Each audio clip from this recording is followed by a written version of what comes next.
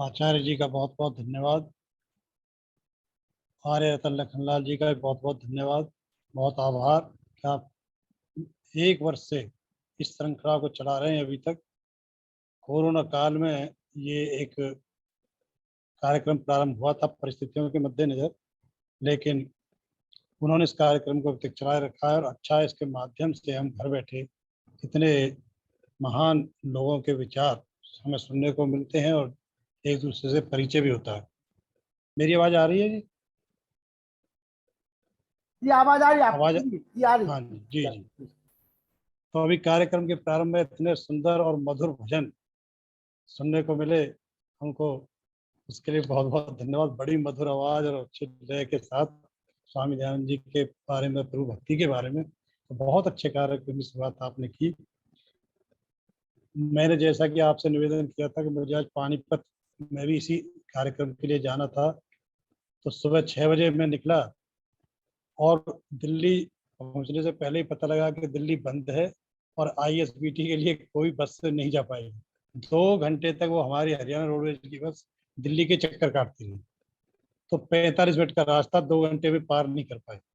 उसके बाद वो करनाल बाईपास से निकले आगे, तो 7 जगह रोड, जो नया रोड जैसे बन रहा है, तो जगह जगह जाम। तो 3.5 घंटे का रास्ता और हम 6 घंटे के बाद पानीपत में पहुंचे।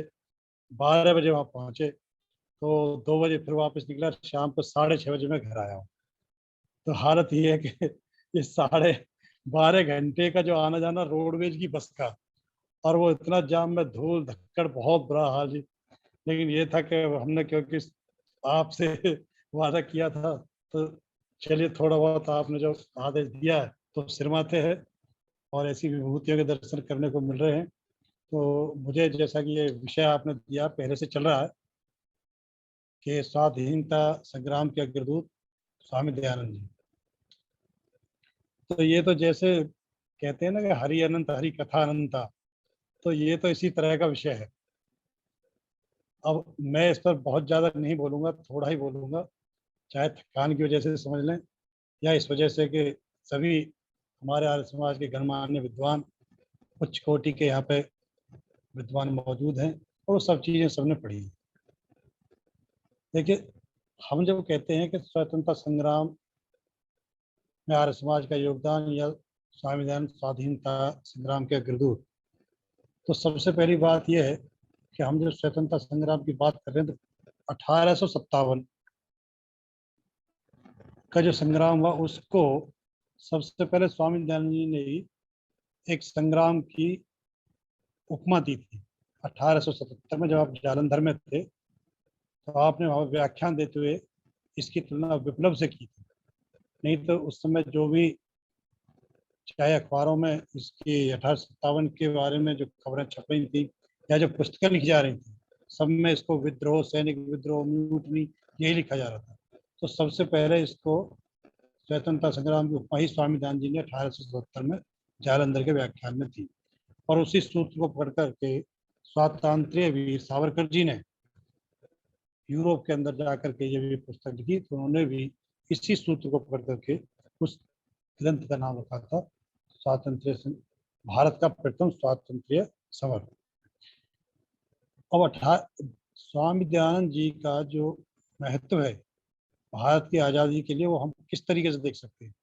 तो देखिए, महाभारत के युद्ध में जब दोनों सेनाएं कौरव पांडवों की कुरुक्षेत्र में आमने सामने खड़ी थी, तो अर्जुन चाहे भ्रम का शिकार हुए, चाहे मनोबल गिरा, उन्होंने लड़ने से मना कर दिया। 1857 का जो हमारा संग्राम हुआ, उसमें एक तो संदेशों का जो आदान प्रदान हुआ, प्रतीकों का हुआ, उसमें चपाती और कमल का फूल, ये एक संदेश भेजने का जरिया था। एक और चीज जो करी गई थी वो ये थी कि जनता के बीच में मनोवैज्ञानिक उनको एक बल देने के लिए ये बात फैलाई गई कि ज्योतिषियों ने कहा है कि अंग्रेजों का राज 100 साल तक ही रहेगा। 1757 में अंग्रेजों ने भारत पर राज शुरू किया है और 1857 में इनका राज समाप्त होना ही होना है। तो ये जनता में ये बात भी उसमें फैलाई गई। तो इससे क्या है कि आम जनता भी बड़े जोश के साथ इस विद्रोह में भाग लेने के लिए खड़ी हुई। सबको लगता था कि अंग्रेजों को हम मार भगाएंगे, लेकिन वो किसी अनेक कारणों से वो विद्रोह सफल नहीं हुआ। उसके बाद जो हालात है, वहां से स्वामी दयानंद जी का महत्व हमारे स्वाधीनता संग्राम में क्या है प्रारंभ होता है। और 1857 की क्रांति के विफल होने के बाद भारत के हालात क्या थे, जो मैं अर्जुन के मनोबल की जो मनोदशा की जो बात कर रहा हूँ, वो तो युद्ध लड़ने से पहले ही उनका मनोबल वो हाथ प्रभाव हो गए थे। लेकिन एक ऐसी सेना जो लड़ चुकी हो, हार चुकी हो, और वो ये सोच के जो लड़ रही थी कि नहीं हम दुश्मन को हमेशा के लिए भगा ही देंगे, और वो हार जाए, मन भी टूट जाए, आत्मा भी टूट जाए हर तरीके से, तो क्या मनोदशा थी, उसके बारे में मैं आपको कुछ कोट करना चाहता हूँ। देखिए, दो परिवार ऐसे हुए स्वतंत्रता संग्राम में जिनकी तीन तीन पीढ़ियों ने बलिदान दिए। एक तो सरदार अर्जुन सिंह जी की पीढ़ी रही पंजाब में, और एक राजस्थान में बारह परिवार, और दोनों ही स्वामी दयानंद जी के शिष्य रहे हैं। तो ये जो डॉक्यूमेंट मैं कोट करने जा रहा हूँ कि 1857 के बाद देश की हालत क्या थी और स्वामी दयानंद जी का क्या महत्व है, ये भगत सिंह के छोटे भाई कुलवीर जी, उनकी बेटी वीरेंद्र सिंधु ने जो पुस्तक लिखी है, युग दृष्टा भगत सिंह और उनके मृत्युंजय पुरखे। तो वीरेंद्र सिंधु जी बीबीसी में जर्नलिस्ट रही हैं। उन्होंने उस पुस्तक की शुरुआत ही वहां से की है, और वो क्या लिखा है आप देखिए, वहीं से हमें पता लगता है कि स्वामी दयानंद जी का स्वाधीनता संग्राम में क्या महत्व था, अग्रदूत हम उन्हें क्यों कहते हैं और क्यों सबको ये मानना पड़ता है। तो वो कोट करती हैं 1857 की क्रांति के बाद कि हम लड़ लिए, परिणाम क्या हुआ, हम हार गए। जनता ने क्या सोचना शुरू किया कि अंग्रेज अब शासक हैं और हम सब शासित हैं, उन्हें अब शासक रहना ही है और हमें हमेशा शासित ही रहना है। गुलामी गुलामी और गुलामी, बस यही हमारा भाग्य है और यही हमारा भविष्य है। तो भारतीय जनता की उस समय मनोदशा ये थी। उसमें फिर वो आगे फिर लिखती है कि देश की परिस्थितियों और अंग्रेजों की कूटनीतिक चालों से जब सारा देश इस अवसाद में डूबा हुआ था, तो और देश के पुनरुत्थान की सब आशाएं धूमिल हो गई थी। कोई देश गिरकर उठता है तो स्वदेश अभिमान और जातीय गर्व के प्रकाश में पनपे आत्म गौरव से, पर हीनता की उस घनी आंधी ने स्वदेश अभिमान और जातीय गौरव के दीपक नहीं जल पाए, बुझा दिए थे। इन हालातों में वो लिखती आगे कि ऋषि दयानंद के आत्म तेज की बलिहारी कि उन्होंने नई पृष्ठभूमि की खोज की और अतीत गौरव की उपजाऊ भूमि में स्वाभिमान और स्वदेश अभिमान के वृक्ष रोपे। भारी महानता सचमुच अजय है। उसने अंधकार के युग में एक अद्भुत ओजस्वी महापुरुष को जन्म दिया, और वे थे ऋषि दयानंद। उन्होंने निराशा की उस अंधियारी रात में आशा का उद्बोधन दिया। हमारा देश वैभव और विकास के कैलाश तक पहुंचा और धड़ाम से गिरकर बिखर गया। उठने की कोई आशा ही नहीं रही, पर उठा और खूब उठा। प्रश्न है किसके सहारे उठा, तो उत्तर है अतीत के गौरव का सहारा लेकर के। और ऋषि दयानंद ने देश को पुकारा अतीत के गौरव के नाम पर। तो ये वीरेंद्र सिंधु जी ने ये कोट किया है, जो भगत सिंह के भाई कुलवीर सिंह जी की बेटी है। इससे हमें साफ पता लगता है कि भारत जनमानस की मनोदशा 1857 की क्रांति की विफलता के बाद बिल्कुल दीनहीन, निराश, जो बिल्कुल हर तरह की आशा छोड़ चुके थे, और उनको फिर से अपने देश की स्वतंत्रता के लिए लड़ने के लिए मानसिक रूप से, सामाजिक रूप से, आत्मिक रूप से तैयार करना स्वामी दयानंद जी का ही महत्वपूर्ण कार्य था। और इसी से हम उन्हें स्वाधीनता के अग्रदूत उनको हम कहते हैं। तो स्वामी दयानंद जी ने, तो आप सब जानते हैं जो बातें कही हैं सत्याग्रह प्रकाश में, उन्होंने भारत के आत्मिक बल को ललकारते हुए कहा 5000 वर्ष पूर्व आर्यों का चक्रवर्ती साम्राज्य था। अरे महाभारत के युद्ध में देखो, कौरव पांडवों की आज्ञा के अधीन ही सब देशों के राजा यहाँ युद्ध लड़ने आए थे। और जो पारसमणि पत्थर है वो तो झूठा है, और ये आर्यावर्त ही सच्चा पारस पत्थर है, जिसको छूते विदेशी दरिद्र और इसको सब छूते ही अमीर बन जाते हैं। जितनी भी विद्या फैली है सब भारत से पूरी दुनिया में फैली है। भारत से अरब, अरब से यूनान, यूनान से रोम, यूरोप, यूरोप से अमेरिका। तो उन्होंने इस तरह से और जब भारतीयों के आत्मिक बल को उभारा, इस चीज को इतिहासकार केपी जायसवाल जी ने भी लिखा है। वो लिखते हैं कि Swami Dayanand gave freedom to the soul of Hindu as Luther did unto the European and he forced that freedom from inside, that is from Hindu literature itself. तो हमारे इतिहासकार केपी जायसवाल जी इस बात को कोट करते हैं कि स्वामी दयानंद जी ने भारतीयों की आत्मा को स्वतंत्र किया, जैसे कि लूथर ने यूरोपियनों की आत्मा यानी कि सोचने की शक्ति स्वतंत्र किया था। और उन्होंने कहा ये जो स्वतंत्रता स्वामी दयानंद जी ने दी, ये कहीं बाहर से उधार नहीं दी उन्होंने सोचने की, ये सारी उनकी अपने ही शास्त्रों से उन्होंने दी थी, अंदर से ही ये शक्ति आई थी। इस बात को इंद्र विद्या वाचस्पति जी ने भारतीय स्वाधीनता का संग्राम जो पुस्तक उन्होंने लिखी है, उसमें उन्होंने इस प्रकार से लिखा है कि सन 1857 की क्रांति के पश्चात उन महापुरुषों की सूची में जिनका भारत की क्रांति का मानसिक, सामाजिक और सांस्कृतिक उत्तराधिकारी हम जिनको मान सकते हैं, उन महापुरुषों की सूची में सबसे पहला नाम महर्षि दयानंद सरस्वती जी का ही आता है। ऐसा इंद्र विद्या वाचस्पति जी ने लिखा है। और स्वामी दयानंद जी के लिए श्री विपिन चंद्रपाल, वो भी इतिहासकार हुए, उन्होंने लिखा है कि स्वामी दयानंद जी के विचारों में हमारे देश को, देशवासियों को पहली बार ऐसे सोचने के शस्त्र और अस्त्र मिले जिनके बल पर हम विदेशियों के विरुद्ध आक्रामकता का रुख अपना सके और अपनी रक्षा करने में समर्थ हो सके। तो ये क्या अस्त्र शस्त्र थे जिनकी बात विपिन चंद्रपाल जी कर रहे हैं? ये अस्त्र शस्त्र यही थे कि स्वदेशी, स्वभाषा, स्वधर्म, स्ववेश, स्वराज, ये सारी चीजें, और विदेशी चीजों का बहिष्कार। तो ये वो अस्त्र शस्त्र थे जो स्वामी दयानंद जी ने हमको दिए थे। जैसा कि आदिम सत्यार्थ प्रकाश में उन्होंने अंग्रेजी जो व्यवस्था थी, उनके जितने भी अन्यायपूर्ण बातें थी उनका उन्होंने विरोध किया।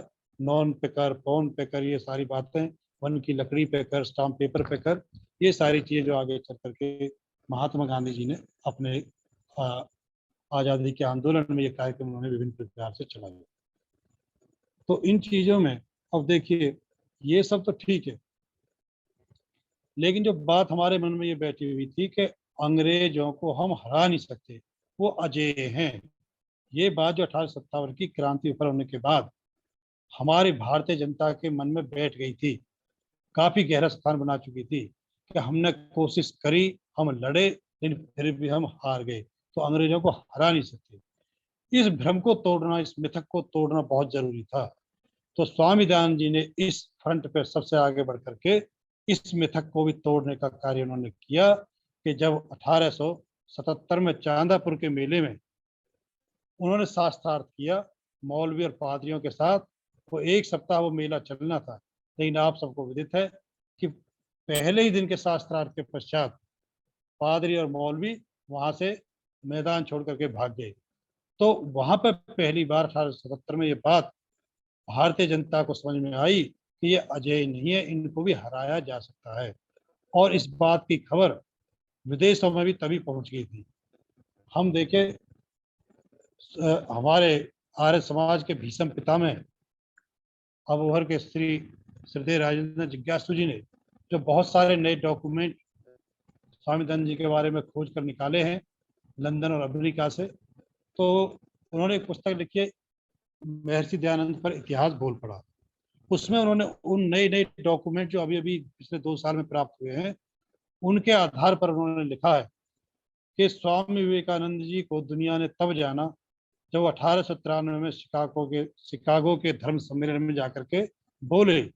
लेकिन महर्षि दयानंद जी तो अंग्रेजी जानते नहीं थे, कभी विदेश नहीं गए, कोई अंग्रेजी में भाषण नहीं दिया, कोई अंग्रेजी की पुस्तक नहीं लिखी, तो भी उनके ऊपर अंग्रेजी सरकार की इतनी तीव्र और पैनी नजर थी कि बिना विदेश जाए, बिना कोई अंग्रेजी में कोई चीज लिखे, व्याख्यान दिए, सन 1878 में ही अमेरिका में स्वामी दयानंद जी का नाम पहुंच चुका था और वो भारत के ऐसे पहले विचारक, सुधारक, सन्यासी, महात्मा हैं कि जिनका नाम सबसे पहले अमेरिका में पहुंचा और वहां एक मैगजीन निकलती थी उस समय, जिसका नाम है फ्रैंक लेजली संडे मैगजीन। 1878 के अंक में स्वामी दयानंद जी का फोटो भी उसमें छपा और उसमें स्वामी दयानंद जी और आर्य समाज के बारे में बहुत लंबा लेख अमेरिका में उस समय छपा, जिसमें ये लिखा हुआ है कि फ्रैंक लेजली संडे मैगजीन जो है 1878 की, उसमें उन्होंने कोट किया है। देखिए वो लिखते हैं कि हमें प्रयाग इलाहाबाद से निकलने वाले द ट्रिब्यून के माध्यम से खबर मिली है कि स्वामी दयानंद ने भारत में आर्य समाज नाम की संस्था स्थापित की है और ये एक बहुत शक्तिशाली आंदोलन है। और इस समय आर्य समाजों की संख्या यानी कि 1878 में 47 है, जबकि पंडित लेखराम आर्य पथिक जी लिखते हैं कि दिसंबर 78 में आर्य समाजों की संख्या भारत में 50 है और कुल मिलाकर के आर्य समाजियों की संख्या 20 लाख से अधिक है। आगे वो लिखते हैं कि हमें इस बात में कोई शक नहीं है कि स्वामी दयानंद जी और उनका स्थापित किया गया आर्य समाज बिना अंग्रेजी साम्राज्य के संरक्षण के फलेगा फूलेगा और वो विश्व के विचारकों में अपना महत्वपूर्ण स्थान भी प्राप्त करेंगे। ये 1878 में अमेरिका के संडे मैगजीन में ये चीजें लिखी है।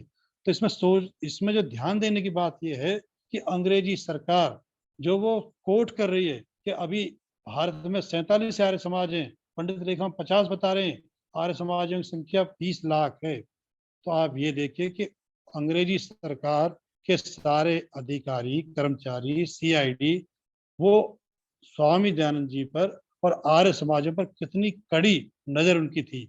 एक एक चीज पर उनकी नजर थी। क्यों थी? क्योंकि जिस चीज से खतरा होता है नजर उस पर ही रखी जाती है।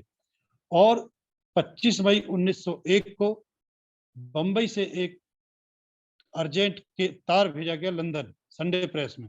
डेट थी 25 मई 1901 और उस तार को भेजने वाले थे जेम्स हेंडरसन। तो उन्होंने देखिए उस तार में जो बात लिखी है, क्या लिखी है, वो लिखते हैं दी आर्य समाज ग्रोज, आर्य समाज बढ़ रहा है और भारत में एक और क्रांति होने की संभावना है। उन्होंने इस चीज को इसमें लिखा और साथ ही उसमें लिखा है कि ब्रिटिश साम्राज्य अगर अपनी सुरक्षा चाहता है तो आर्य समाज को अभी ही कुचल देना चाहिए। और उसके बाद आप देखते हैं 1907-1909 में चाहे पटियाला का राजद्रोह केस चला हो, चाहे अजीत सिंह जी और लाला लाजपत राय जी को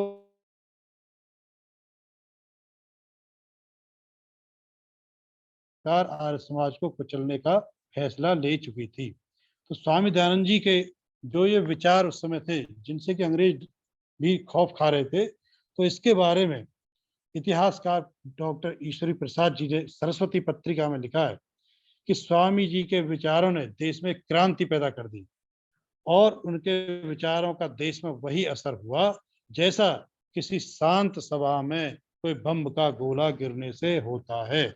और आर्य समाज का विस्तृत कार्यक्रम हिंदू जाति की हड्डियों में फिर से जान डाल देगा, इसमें कोई शक नहीं।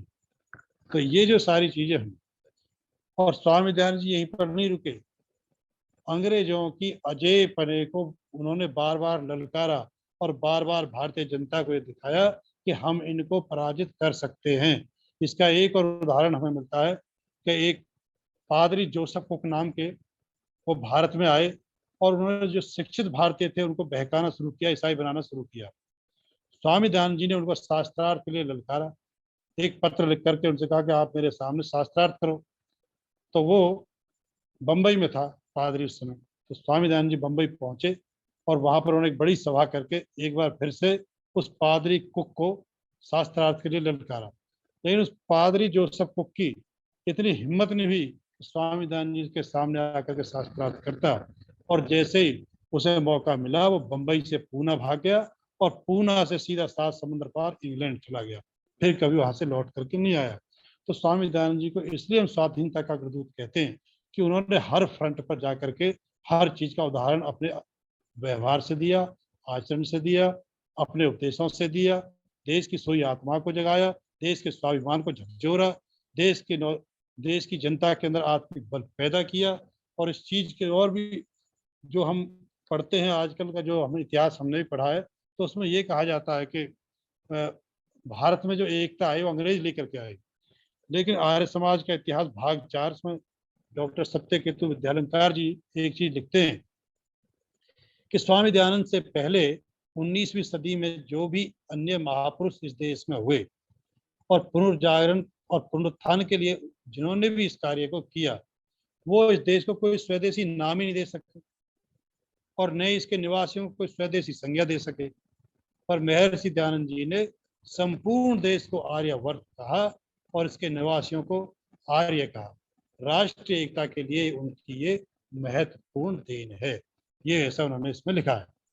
और पट्टाभी सीतारामैया जी ने मद्रास में 1935 में उन्होंने एक बात कही कि आर्य समाज अति उग्र राष्ट्रीय आंदोलन था और ये महान स्वामी जी की प्रेरणा से प्रादुर्भूत हुआ था।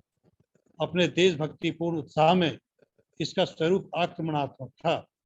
इसने राष्ट्र में एक ऐसी पौरुषपूर्ण भावना वाले समुदाय का विकास किया जो परंपरा से प्राप्त सर्वोत्कृष्ट तत्वों का तत्कालीन परिस्थितियों के सर्वोत्कृष्ट अंशों के साथ सुंदर समन्वय था। और हरविलास शारदा जी लिखते हैं कि स्वामी दयानंद जी का प्रधान उद्देश्य भारत की राजनीतिक स्वतंत्रता थी। वस्तुतः वे पहले व्यक्ति थे जिन्होंने स्वराज्य शब्द का प्रयोग किया। पहले व्यक्ति थे जिन्होंने जनता से इस बात का आग्रह किया कि वे केवल भारत में बनी स्वदेशी वस्तुओं का प्रयोग करें और विदेशी वस्तुओं का परित्याग करें।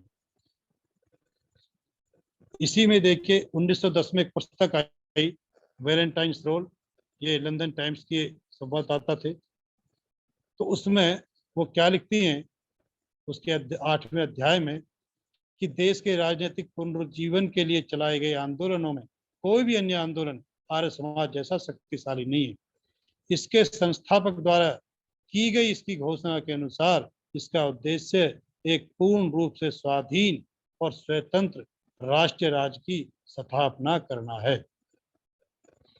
हम अब आज़ादी का जैसे कि अमृत महोत्सव मना रहे हैं और स्वातंत्र्य वीर सावरकर जी की बहुत चर्चा चलती है। तो देखिए सन 1957 में जब सावरकर जी का अभिनंदन आर्य जगत की तरफ से दिल्ली में किया गया, उस समय उन्होंने जो बातें कही मैं एक बार यहाँ पे कोट करना चाहूंगा।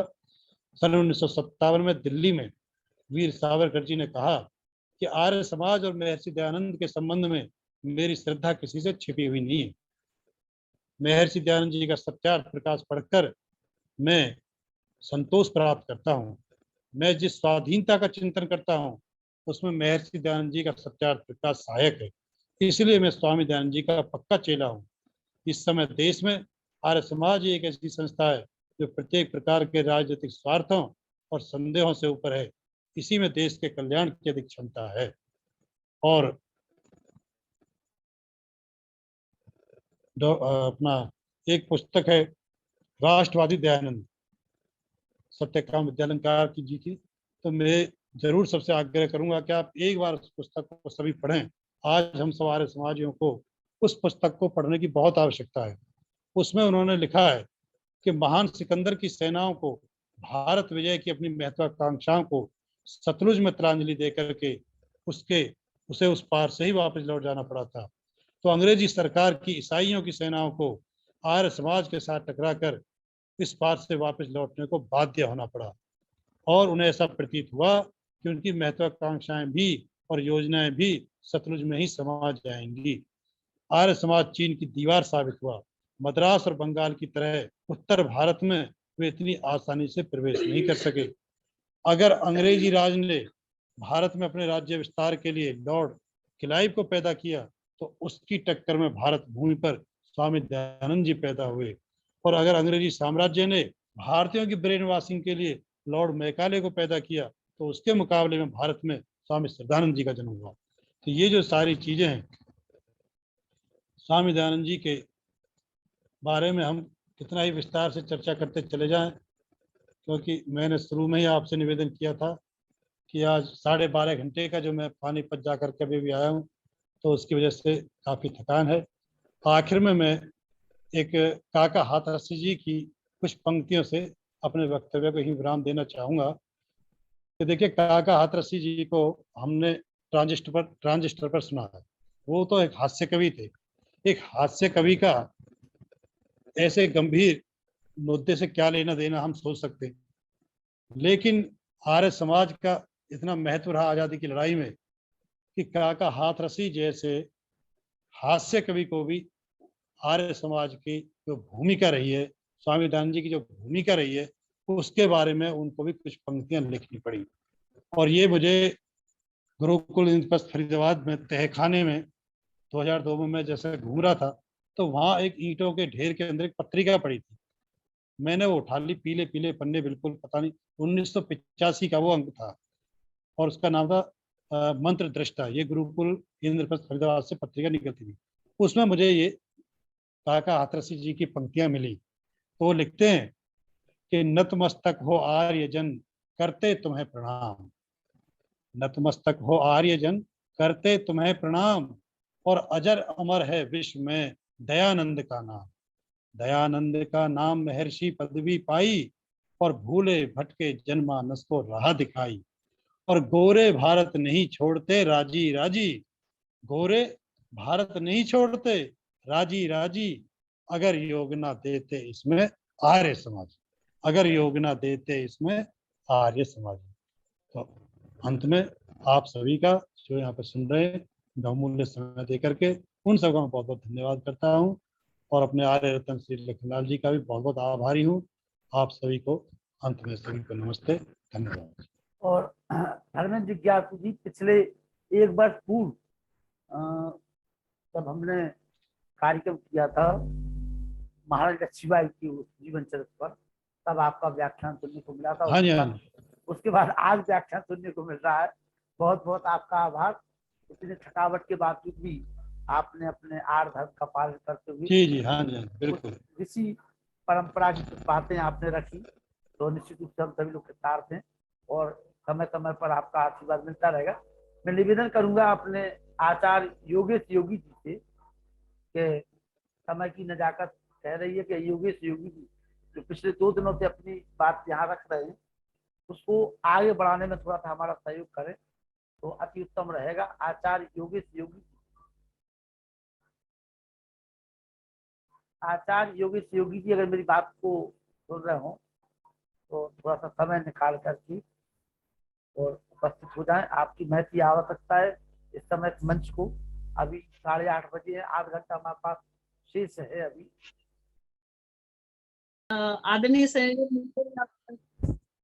विशेष आभार व्यक्त करना चाह रही हूँ। अगर इससे पहले मैं 2 कार्यक्रमों में लगातार बोल रही थी तो मैंने कहा समय आपका था तो मैंने अपना ऑन किया। मैं हमेशा सुनती, बहुत बार तो नहीं सुन पाती क्योंकि मेरे अपने कार्यक्रम साइड बाय साइड चलते रहते हैं। तो आज मेरा सौभाग्य है कि मैं आपसे जुड़ी हूँ। तो थोड़ी स्वागत जी, धन्यवाद। और अभी जो प्रवचन हम श्रवण कर रहे थे अति उत्तम, मैंने अपने कमेंट्स भी उसमें डाले हैं, तो मैं अपनी बस थोड़ी सी आवाज आपको सुना देती हूँ इस चिर परिचित गीत के साथ में, जो हमारे देश को समर्पित उन शहीदों को है। और आइए, आरजी संगीत विशारद है। भूमिका बिल्कुल नहीं बनाऊंगी क्योंकि मुझे समय संकेत नहीं कर रहा कि मैं कुछ कहूँ। फिर कभी आपके दर्शनों का सौभाग्य मिलेगा तो फिर डिटेल में बात होगी आपसे।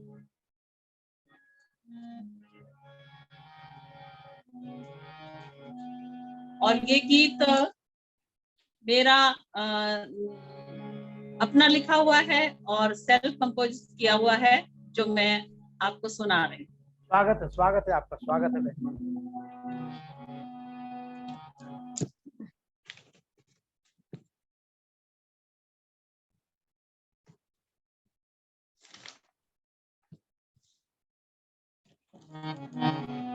हम डाल डाल के पंछी हैं, हम डाल डाल के पंछी हैं, गुलशन तो एक हमारा है, हम एक सागर की लहरें, हम सबका एक किनारा है। हम डाल डाल के पंछी हैं, हम डाल डाल के पंछी हैं, गुलशन तो एक हमारा है, हम एक ही सागर की लहरें, हम सबका एक किनारा है। है, हम डाल डाल के पंछी हैं।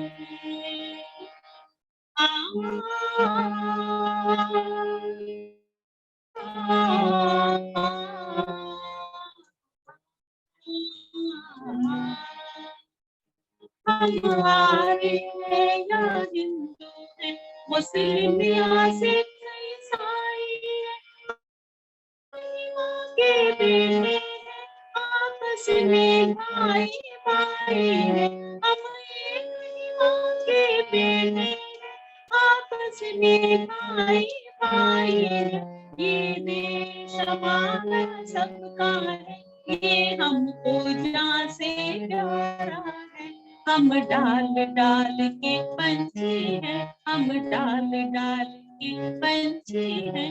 गुलशन तो एक हमारा है, हम एक ही सागर की लहरें, हम सबका एक किनारा है। हम डाल डाल के पंछी हैं। आ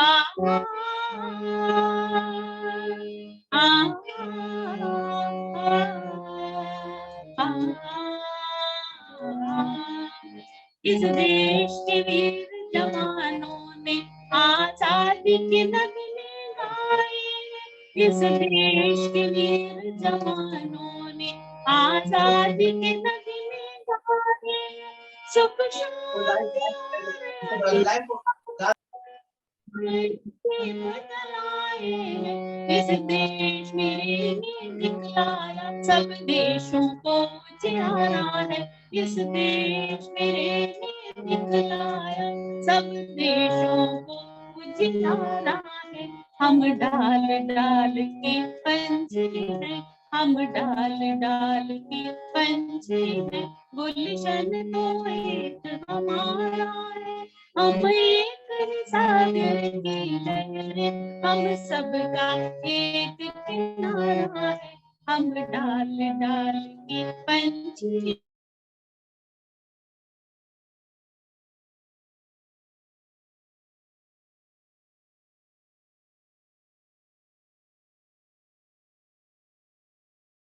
आपकी कृपा से मुझे और सब लोगों के दर्शनों का सौभाग्य प्राप्त हो रहा है। इसके लिए मैं आपका विशेष विशेष आभार व्यक्त करते हुए अपनी वाणी को यहीं पर विराम दे रही हूँ।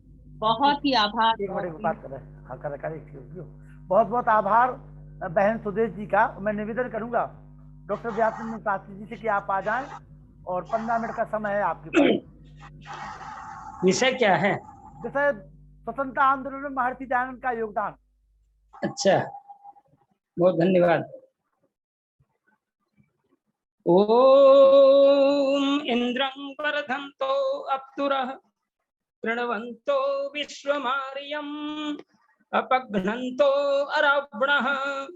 ओम आब्रह्मन् ब्राह्मणो ब्रह्मवर्चसि जायताम् आराष्ट्रे राजन्यः शूरैः सव्योति व्याधि महारथो जायताम् दोग्ध्रिः धेनुर्बोडा नड्वानासोः सप्तैः पुरन्धिर्योषा जिष्णुरथेष्ठाः सभेयो युवस्य यजमानस्य वीरो जायताम् निकामे निकामेनः पर्जन्यो वर्षतु फलवत्यो न औषधयः पच्यन्ताम् योगक्षेमो नः कल्पताम्।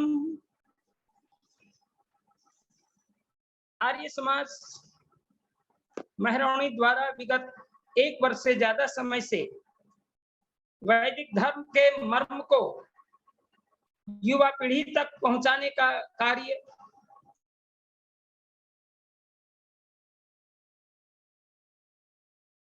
माननीय संचालक मित्रवर आर्य श्री लखन लारी जी का तपह सामर्थ्य है कि उन्होंने इस कार्यक्रम को अनवरत चला रखा है। बहुत बहुत साधुवाद। और आज के स्वदेश आर्या और अन्य धर्म प्रेमी सज्जनों ने अपने विचार रखे हैं भजन के माध्यम से। इस कार्यक्रम से जुड़े सभी सम्मानित देश प्रेमी सज्जनों आर्य प्रेमी सज्जनों, वैदिक धर्म के मर्म को समझने वाले आर्य महानुभाव, मातृशक्ति एवं देवियों, यह मेरा सौभाग्य है कि महर्षि स्वामी दयानंद ने जो कार्य स्वाधीनता संग्राम में किए हैं, उनका जो योगदान रहा है, उसके विषय में अपने विचार व्यक्त करने के लिए जो समय दिया है, उनके प्रति मैं आभार व्यक्त करता हूं। महर्षि स्वामी दयानंद न केवल सन्यासी थे, महर्षि दयानंद न केवल संत थे, महर्षि दयानंद केवल विचारक ही नहीं थे, महर्षि दयानंद केवल समाज सुधारक ही नहीं थे, महर्षि दयानंद केवल वैदिक सिद्धांतों के मर्मज्ञ ही नहीं थे, बल्कि वेदों के मर्म को जीवन में घटाते हुए अपनी तपश्चर्या के बल पर आदित्य ब्रह्मचारी होकर अपनी संपूर्ण साधना को देश के प्रति समर्पित करने का जो उन्होंने श्रम साध्य कार्य किया है, वह एक बहुत बड़ा हम लोगों के लिए रहस्य की बात है और उनका बहुत बड़ा उपकार है देश के लोगों के लिए। महर्षि चाहते तो 18 घंटे की समाधि लेने वाले मुक्ति का आनंद लेते, लेकिन महर्षि दयानंद जी महाराज ने उस समय अपनी 18 घंटे की समाधि को तिलांजलि दे दी, जब उनके ही सामने भोर भोर के समय ध्यान में मग्न थे, आनंद रस से विभोर होकर के स्वामी जी उस ब्रह्म रस में लीन थे। उसी समय एक विधवा सफेद वस्त्र धारण की हुई माता जी आती हैं और अपने लाडले को एक छोटे से वस्त्र के टुकड़े में लपेट करके गंगा की धार में छपाक की आवाज करते हुए बाहर आई है। स्वामी दयानंद उस आनंद रस में विभोर थे, लेकिन आवाज होती है स्वामी दयानंद की योग निद्रा भंग होती है और वे देखते हैं कि किस इस नीरव शांत वातावरण में कुछ फेंकने की आवाज आती है। कहां से आई, इसको देखने के लिए उठ खड़े हुए। उन्होंने देखा कि एक माता जी ने यह कार्य किया है और वह कुछ खींच भी रही है। स्वामी जी जाते हैं माता जी के पास और नमन करते हुए कहते हैं, माता जी आपने क्या फेंका और क्या खींच रही हो? माता जी ने कहा कि मेरा जिगर का टुकड़ा, मेरा पुत्र बीमारी के कारण मर चुका और मेरे पास तन ढकने के वस्त्र नहीं है, इसलिए मैंने अपनी साड़ी के पल्लू उखाड़कर अपने लाडले पुत्र को कफन के रूप में ढक करके उसे विसर्जित कर दिया है। लेकिन मैं अब समाज की ओर लौट रही हूं। मैं अपने तन के वस्त्र को किस प्रकार ढक पाऊं, इसके लिए पुनः मैं इस साड़ी के कटे हुए कफन के टुकड़े को सील करके साड़ी का स्वरूप बनाऊंगी और अपने तन को ढक करके लोक लज्जा बचाऊं। इस प्रकार के करुण दृश्य को देख करके महर्षि फूट फूट कर रोने लगते हैं और कहा, जिस देश को सोने की चिड़िया कहा जाता है, महर्षि स्वामी दयानंद ने सत्यार्थ प्रकाश के एकादश समोल्लास में आर्यावर्तीय मतांतर का खंडन मंडन विषय है आरंभ में लिखते हैं कि आर्यावर्त देश एक पारसमणि पत्थर के समान है। पारसमणि पत्थर के बारे में लोग कहते हैं, ऐसा सुना जाता है कि लोहे को सटाओ तो सोना बन जाए, लेकिन यह बात तो मिथ्या है। आर्यावर्त देश ही हमारा वह पारसमणि पत्थर है जिसमें विदेशी दरिद्र लोहे रूप आए और सटते ही धनाढ्य अर्थात स्वर्ण बन के निकल गए। सटते ही स्वर्ण अर्थात धनाढ्य बन के निकल गए। इस प्रकार की घोषणा करने वाले महर्षि स्वामी दयानंद ने इस हृदय विदारक क्षण को देख करके आंसू बहाते हैं। कहा जाता है, जिस महर्षि स्वामी दयानंद ने अपनी भगिनी की मृत्यु पर, अपने चाचा की मृत्यु पर आंसू उतने न बहाए, लेकिन आज वो उस करुण दृश्य को देख करके आंसू बहा रहे। कितनी बड़ी वेदना ऋषि को हुई होगी। और ऋषि उसी दिन घोषणा करते हैं मन ही मन कि मैं अब 18 घंटे की समाधि को केवल अपनी सुख अनुभूति और आनंद की अनुभूति के लिए नहीं रखूंगा, बल्कि मैंने जो तप और घोर परिश्रम किया है लोक कल्याण को अब उसमें लगाने की बात सोचूं। और वे उसी समय वहां से उठ खड़े होते हैं, अपनी समाधि को तिलांजलि देने की कोशिश करते हुए वो लोक कल्याण के लिए समर्पित होते हैं। और वह ऋषि का कहना था कि जिस देश की माता को तन ढकने का वस्त्र नहीं मिल रहा, जिस देश में इतनी अमीरी थी, आज वो गरीब बन गया, इसका कारण है प्रतंत्रता। और भारत माता प्रतंत्रता में जकड़ी हुई करा रही है। इस दुखद घड़ी में मुझे केवल मुक्ति की प्राप्ति करना लक्ष्य नहीं है, मैं अपनी मुक्ति के सुख को लोक कल्याण के लिए समर्पित करता हूं। और वे राष्ट्र की करुण स्थिति को जानते हुए प्रतंत्रता की बेड़ी को माता से कैसे माता को कैसे मुक्त किया जाए, भारत माता कैसे अलग किया जाए, स्वतंत्र किया जाए, इसके बारे में उन्होंने चिंतन आरंभ कर दिया। महर्षि स्वामी दयानंद ने इस पर बहुत सारे प्रसंगों को लिखा है, अपने जीवन के अंदर अनुभव भी किया है, वर्णन भी किया है। और कल इसी विषय पर आचार्य योगेश जी ने बहुत ही सुंदर व्याख्या करते हुए हम लोगों को आप्यायित किया है। मैं उन्हें आचार्य प्रवर को साधुवाद देता हूं। उनके कुछ एक क्षण जो हम उनके प्रवचन में आए, लेकिन हम लोग कितना पकड़ पाए, इसको ध्यान में रखते हुए इस विषय को आगे बढ़ा रहा हूं। स्वामी दयानंद सरस्वती वेद पुरुष थे, इसलिए वेदों के अंदर अर्चन स्वराज्यम, अर्थात हम स्वराज्य की अर्चना करें, जो ऋग्वेद का स्वराज्य सूक्त का मंत्र खंड है। और यजुर्वेद के अंदर यते मही स्वराज्य, हम स्वराज्य के लिए प्रयत्नशील हों। इन दो वेद वाक्यों के ईश्वरीय वाणी का संदेश मान करके ईश्वरीय आज्ञा को स्वीकार करते हुए महर्षि ने अपने घोर तपश्चर्या को देश, धर्म और जाति की रक्षा के लिए समर्पित करने का प्रण किया।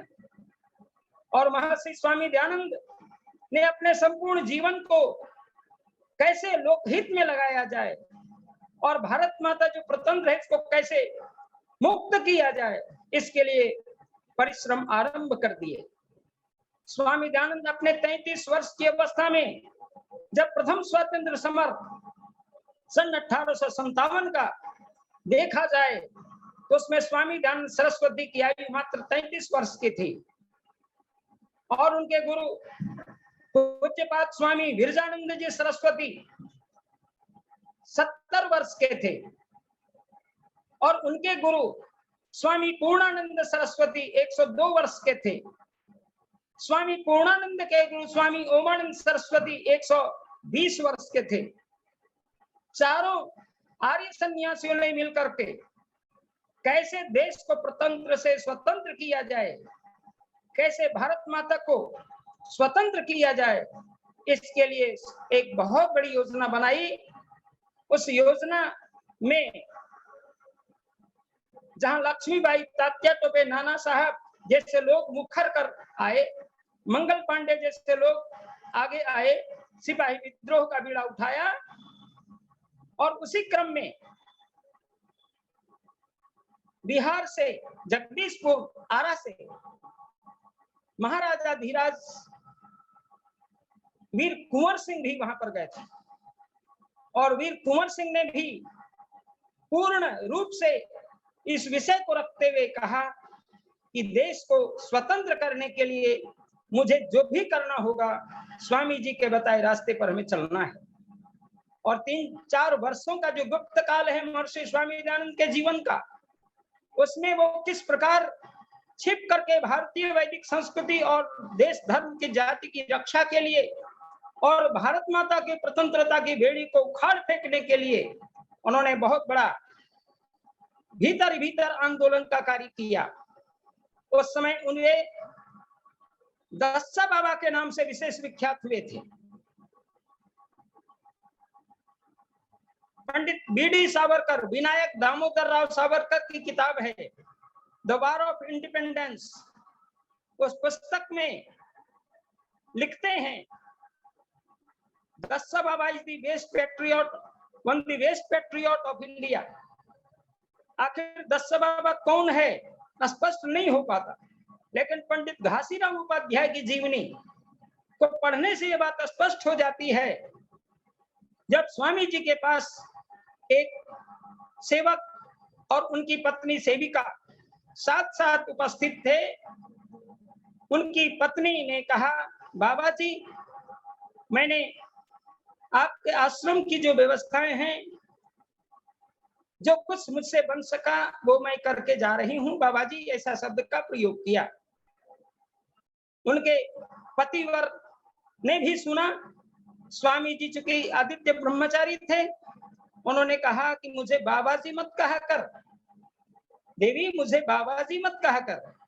और उन्होंने अर्थ परिवर्तन करते हुए एक बहुत ही सुंदर विचार देते हुए कहा कि वाह बाजी थी बाबा जी, वाह सदृश, बाजी मैंने घोड़ा, अर्थात घोड़े के सदृश दिखने वाला गधा या खच्चर होता है, इसलिए मुझे बाबा जी मत कहा कर। ये मनोविनोद का प्रसंग आता है और इस सत्य को मैंने उस समय देखा जब बीडी सावरकर की पुस्तक में ये बात स्पष्ट आई, तो मैंने द से दयानंद समझा और जो आधा सा है इसमें स्वामी और पूरा सा सरस्वती, दयानंद स्वामी सरस्वती बराबर दस्सा बाबा, अर्थात दस्सा मैंने दयानंद स्वामी सरस्वती का छोटा नाम है दस्सा, और बाबा के नाम से जाने जाते थे, इसलिए दस्सा बाबा उनका गुप्त नाम था उस समय। और देश की स्वतंत्रता के लिए पूर्ण रूप से सामर्थ्यवान होकर के जगह जगह घूम करके घोड़े में सवार होकर के उजले वस्त्र को धारण करते हुए वे देखे गए थे। स्वामी दयानंद जैसा चेहरा देख करके लोगों को भान हो गया कि और कोई ऋषि नहीं, स्वामी दयानंद सरस्वती हैं, जो 3-4 वर्षों तक घूम करके देशी राजाओं को एकत्रित करने का प्रयास करते हैं और उनके अंदर आर्यवर्त के ऋषियों का जो बीज है उसको जगाने का प्रयास करते हैं। यह देश के लोगों अपनी स्वतंत्रता को फेंको, और जो अंग्रेज तुम्हें कुछ राय बहादुर जैसी टाइटल दे करके और अन्य बहुत लुभावने पदों को दे करके तुम्हें अपने ही देश में स्वतंत्रता की बेड़ी पहना करके जो रखा है उससे मुक्त होने का प्रयास करो। और संगठन होने का जो मूल मंत्र है, संग सद्भंग संगदद्भंग संगो मनांश जानता देवा भागम यथा पूर्वे संग जाना ना उपासते। प्रेम से मिलकर चलो, प्रेम से मिलकर बोलो, प्रेम से हमारी सभा एक जैसी हो। समानो मंत्र समिति समाने का उद्घोष करते हैं और कहते हैं सब एकजुट हो जाओ। देसी राजवाड़ों को भी एकजुट होने का उन्होंने श्रमसाध्य प्रयास किया। स्वामी दयानंद सरस्वती का वो काल उस समय का काल है जिस समय वो इस प्रकार की बात करते हैं। लेकिन स्वामी दयानंद वहां इतना ही कहकर न चुप बैठे, बल्कि सन 1872 में जब कलकत्ता का उनका प्रस्थान और आगमन होता है, उस समय भी उन्होंने इस प्रसंग को उठाया है। और दानापुर में जब 1879 में स्वामी जी का आगमन होता है, उस समय भी इस प्रसंग को उठा करके कहा है। एक वहां पर अंग्रेज व्यापारी से वो कहते हैं कि यदि भारत के व्यापारी सब संगठित हो जाएं, तो अंग्रेज को अपना बोरिया बिस्तर बांध करके बहुत जल्दी से यहाँ पर देश से छोड़ करके भागना होगा। और स्वामी दयानंद सरस्वती कलकत्ते में उस समय अपने व्याख्यान को करते हैं, जहां पर पूर्ण शांति के साथ वेद का कार्य कर रहे हैं। उस समय नॉर्थ ब्रुक्स जो 4 स्टेट के गवर्नर थे, बहुत बड़े शक्ति संपन्न सामर्थ्यवान थे। उनके सामने कोई मुंह उठा करके सिर उठा के बोल भी नहीं सकता, इतना भयभीत वातावरण बना के रखा था उन्होंने। स्वामी जी के पास जाकर के हाथ जोड़कर विनती की कि स्वामी जी आपका व्याख्यान बहुत सुंदर ढंग से चल रहा है, कहीं भी कोई व्यवधान नहीं है, आखिर आप ईश्वर की प्रार्थना करते हो? कहा मैं तो नित्य प्रातः सायं संध्या करता हूँ, ईश्वर की पूजा अर्थात ध्यान करता हूँ, उपासना करता हूँ। तो कहा कि आप जो उपासना करते हैं और इतनी सुंदर शांति व्यवस्था में अंग्रेजी राज्य का शासन चल रहा है, तो ईश्वर से प्रार्थना करेंगे स्वामी जी कि अंग्रेजी राज्य जो है वो और भी सदा सदा के लिए भारत में बना रहे। जब इस प्रकार की बात लॉर्ड नॉर्थब्रुक्स ने कहा, स्वामी दयानंद एक निर्भीक सन्यासी थे, उन्होंने कहा सुनो नॉर्थब्रुक्स, मैं तो प्रतिदिन सायं और प्रातः ईश्वर से नित्य प्रार्थना करता हूं कि अंग्रेजी राज्य जितनी जल्दी हो यहां से समाप्त हो जाए। जब इस प्रकार की बात लॉर्ड नॉर्थब्रुक्स ने सुना, जब वो बिहार, बंगाल, उड़ीसा और असम के 4 स्टेट के मालिक बन करके जो उन्होंने अपना एक सामर्थ्य बना रखा था, किसी की उस समय सामर्थ्य नहीं थी कि उनके पास जा करके वो इस प्रकार की बात कर सके। स्वामी दयानंद सरस्वती जैसा निर्भीक सन्यासी ऐसा बोल सकता है, आस्तिक सन्यासी ऐसा ही बोल सकता है। इसलिए निर्भीक वाणी का सदुपयोग करते हुए, फटकारते हुए उन्होंने आवाज लगाई और कहा कि स्वदेशी राज्य सर्वोपरि और उत्तम होता है। आप पढ़ें सत्याप्रकाश का अष्टम सुमोल्लास। जब यहाँ के रानी विक्टोरिया ने जब इस प्रकार की बात जानी कि वो बाकी सन्यासी एक विद्रोही रूप ले चुका है, इसलिए उस पर कड़ी नजर रखी जाए, और रानी विक्टोरिया ने लोगों के सामने, प्रजाओं के सामने घोषणा कर दी कि मैं माता और पिता के समान तुम्हें सम्मान करूंगी, तुम्हें किसी प्रकार का कष्ट नहीं होगा, कोई मतांतर का भेद नहीं होगा, आराम से तुम अंग्रेजी शासन के पक्ष में रहो, अंग्रेजी शासन तुम्हें हर प्रकार की सुविधा देगा। उस समय स्वामी दयानंद सरस्वती फिर घोषणा करते हैं रानी विक्टोरिया के विरोध में और लिखते हैं सत्याप्रकाश के पन्नों पर। सत्याप्रकाश के अष्टम सुमोल्लास को देखें, उसमें भी लिखते हैं कि माता पिता के समान भी जो हमें आदर दे रहा हो, पालन कर रहा हो और मतमतांत से शून्य होकर के बिना भेदभाव से प्रजा का अर्थात हमारा पालन पोषण कर रहा हो, लेकिन स्वदेशी राज्य सर्वोपरि उत्तम होता है, इस प्रकार की घोषणा कर जाते हैं। ये बात स्पष्ट कर देता है, ये बात स्पष्ट यहाँ पर स्पष्ट हो जा रही है कि स्वामी दयानंद कितना देश और धर्म और जाति के लिए सम्मानित करने की स्थिति में थे, और हमारा देश कैसे स्वतंत्रता को प्राप्त करें, हम प्रतंत्रता से कैसे स्वतंत्र हो जाएं, इस प्रकार की पूरी तमन्ना के साथ, पूरे आत्मिक भाव के साथ परमात्मा से नित्य प्रार्थना कर रहे हैं। और जहां जहां भी जाते हैं वहां वहां देश धर्म की रक्षा की बात और सबको जगाने की बात करते हैं। उत्तिष्ठत जागृत प्राप्य वराण्य बोधत की घोषणा करते हैं। यदि मही स्वराज्य अर्चन स्वराज्यम का विस्तार करते हैं, ऐ देशवासियों स्वदेश के लिए प्रयत्न करो। बाद में लोकमान्य तिलक जैसे लोग ने कहा स्वराज्य मेरा जन्म सिद्ध अधिकार है, तो ये लाल से लाला लजपत राय, बाल से बाल गंगाधर तिलक और पाल से विपिन चंद्र पाल जैसे लोग आर्य समाज के पक्षधर और नेता हुए। लाला लजपत राय तो कट्टर आर्य थे, आर्य समाजी थे, और किस प्रकार उन्होंने अपने गुरु के रूप में आर्य समाज को माता मानते हुए और दयानंद सरस्वती को पिता मानते हुए देश धर्म की रक्षा के लिए अपने जीवन को समर्पित कर दिया, बलिदान हो गया। भाई परमानंद जैसे लोग स्वामी दयानंद के प्रभाव में आकर के बड़ा काम स्वच्छता के लिए किया, और स्वामी दयानंद का प्रथम शिष्य पंडित श्याम कृष्ण वर्मा हुए, जो लंदन में इंडिया हाउस की स्थापना करके गुरुकुल का संचालन किया और भारत के नवयुवकों को बुला करके भारत के नवयुवकों को वहां पर ट्रेनिंग दिया, प्रशिक्षण दिया, किस प्रकार तुम देश की स्वतंत्रता के लिए लड़ सकते हो, अस्त्र शस्त्र का संचालन कैसे कर सकते हो, इसकी गुप्त रूप से प्रशिक्षण देने का काम किया था। उस गुरुकुल से निकले हुए मदनलाल धिंगड़ा जैसे लोग, भाई परमानंद जैसे लोग, वीर सावरकर जैसे वीर देश के भक्त, जिन्होंने काला पानी की 2 बार जीवन में सराहना की है, प्राप्त किया, और अंत में वो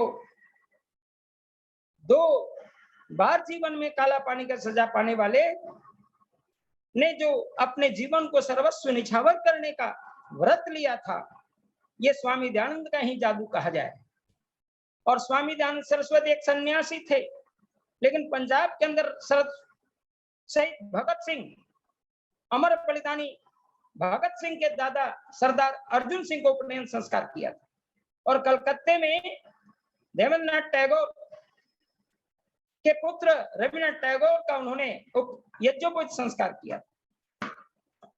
ये 2 ऐसे प्रमाण हैं जो एक सन्यासी होकर के संस्कारों को कराते हैं, ताकि लोगों के साथ ज्ञान का संवर्धन हो, ताकि लोग वैदिक धर्म को ठीक से पालन कर पाएं, और जो वेद विद्या का धर्म है उसको सही पालन कर पाएं, क्योंकि वेद विद्या के अंदर ही स्वतंत्रता की नींव भरी पड़ी है।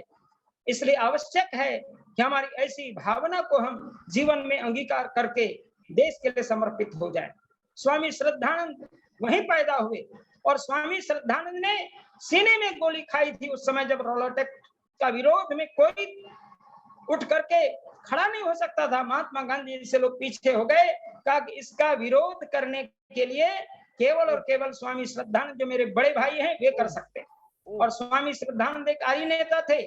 आज के नेता पीछे चलते हैं, स्वामी श्रद्धानंद कहते मैं आगे आगे चलूंगा, और आगे आगे चलकर उन्होंने इस वैदिक शंखनाद को उस समय गुंजा दिया जब अंग्रेजी सेनाएं, गोरे सैनिक दिल्ली के चांदनी चौक पर आ खड़े हुए और उन्हें रोकने का प्रयास किया। तो वीर सन्यासी ने अपने सीने के बटन को खोलते हुए कहा, यदि तुम्हारी संगीन में ताकत है तो लो, मैं सीना खोलता हूं, मारो गोली। और इस प्रकार के सिंह घर्षण की आवाज को सुनकर के, गंभीर सन्यासी की आवाज को सुनकर के वे तमाम गोरे सैनिक डर सा गए, और डर करके उन्होंने अपनी संगीनें उनके सम्मान में झुका दी। आज भी कोई दिल्ली जाए तो इस सत्य को पा सकता है।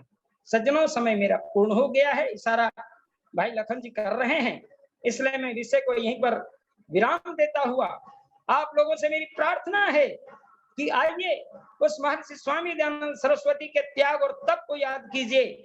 आज हम आजादी का 50वीं जयंती मना रहे हैं, विजय वर्षगांठ मना रहे हैं, अमृत महोत्सव देश मना रहा है।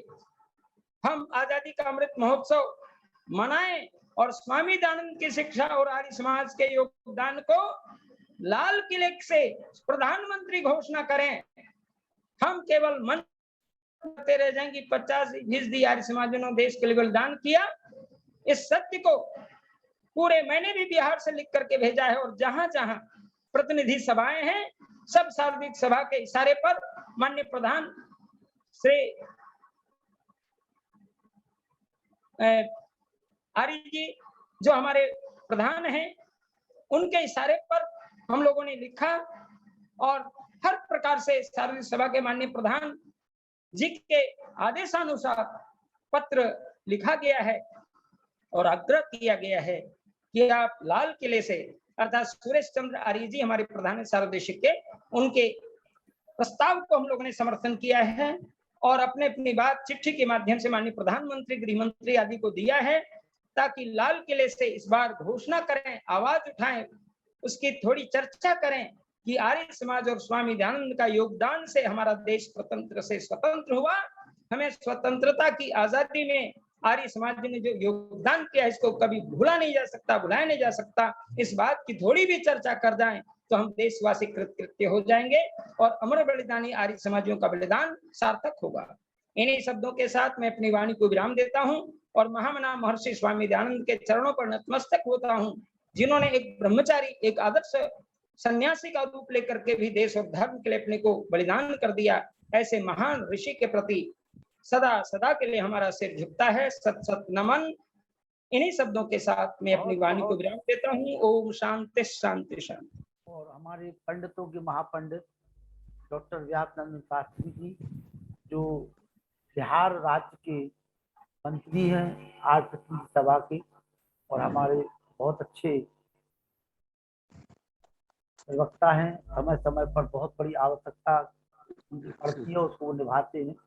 मैं देख रहा था जब हमारे धर्मेंद्र जिज्ञासु जी आध घंटे के बाद कार्यक्रम को छोड़ करके चले गए, तो मैं ताक रहा था किसको बुलाऊं, और जैसे ही डॉक्टर व्यासनंद शास्त्री जी की तस्वीर हमें दिखाई दी, तुरंत मैंने अपनी धर्मपत्नी जी से कहा कि चलो शास्त्री जी आ गए हैं, आगे का काम चल जाएगा। बहुत बहुत आभार।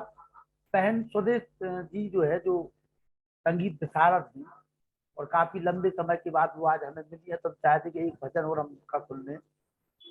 बहन जी भजन सुना दें, जो भी आपकी इच्छा हो। आइए जी जी। मैं आपको सुन पाई, भ्राताश्री मैं आपको सुन नहीं पाई अभी तरह। कोई बात नहीं, आप एक भजन सुना दीजिए या कुछ सुना दीजिए, जो भी आपको सुनाना हो। जी जी मैं बिल्कुल सुनाती, एक सेकंड दीजिए। मैं कोई बात नहीं। बहन स्वदेश जी जो संगीत विशारद हैं, काफी अच्छे भजन वगैरह गाती रहती हैं, आपको मिली है तो उनका उपयोग कर लिया जाए। और राम सेवक निरंजन जी, अगर आप वीडियो खोल सके तो सामने आ जाइए। भवानी शंकर लोधी जी, आप भी वीडियो खोल करके सामने आ जाइए, मुंह दिखाई हो जाए आप लोगों की, मोचायनो कर ली हम तनक। भवानी शंकर लोधी जी, राम सेवक निरंजन जी, दोनों लोगों की मुंह दिखाई हो जाए। दोनों शिक्षक है हमारे ललितपुर के। मेहरबानी जी। स्वदेश जी खोल लीजिए भाई। जी मेरी आवाज आ रही है भ्राताश्री? ये आवाज आ रही है आपकी? जी जी धन्यवाद। एक छोटी सी गजल ऋषिवर देव दयानंद को समर्पित कर रही हूँ अपनी आवाज में आपके समक्ष, सभी के समक्ष। और भूमिका मैं बनाऊंगी, क्योंकि समय मुझे संकेत दोबारा से नहीं कर रहा कि मैं भूमिका बनाऊं। ऋषिवर के बारे में अभी आपने बहुत सुंदर चर्चाएं सुनी, उसी विषय को आगे ले जाते हुए छोटा सा गीत उस देव दयानंद को समर्पित। इनके कारण आज महिलाओं को जो सम्मान प्राप्त है, उसका श्रेय हम केवल और केवल महर्षि स्वामी दयानंद को जाता है। और मैं अपना परिचय तो नहीं दे पाऊंगी अभी। मैं एक विद्यालय में संगीत की विभागाध्यक्ष हूँ, और मैं वेद पाठ भी पढ़ाती हूँ, धर्म शिक्षा भी पढ़ाती हूँ। बिहार में मुझे बहुत सारी जगह जाने का शुभ अवसर मिला, और आज मुझे ये लग रहा है कि आपसे मिलकर के पुनः मैं वहीं पर पहुंच गई हूँ। आपका जो संयोजन है मेरे लिए बहुत ही प्रेरणाप्रद रहा। आज का ये कार्यक्रम मैं बीच में सुनती हूँ, लेकिन मेरे अपने कार्यक्रम इतने सारे रहते हैं कि मैं चाहते हुए भी नहीं जुड़ पाई, तो इसके लिए मैं क्षमा चाहती हूँ। और आगे भविष्य में जैसे भी मुझे समय मिलेगा, आपका मैं कार्यक्रम इसमें छपा हुआ देखूं तो जरूर ही जुड़ने का कोशिश करूंगी। तो प्रयास करना है, आपको जुड़ना है। अभी 15 सितंबर तक नॉन स्टॉप कार्यक्रम है, जोधपुर में, बिजनौर में, अलीगढ़ में, चित्तौड़गढ़ में, दिल्ली में। तो मैं अभी तो समय नहीं दे पाऊंगी, लेकिन मैं आपसे ये प्रॉमिस करती हूँ जिस दिन मैं घर में हुई तो उस दिन अवश्य आपसे जुड़ूंगी। स्वागत है, ठीक है? स्वागत स्वागत।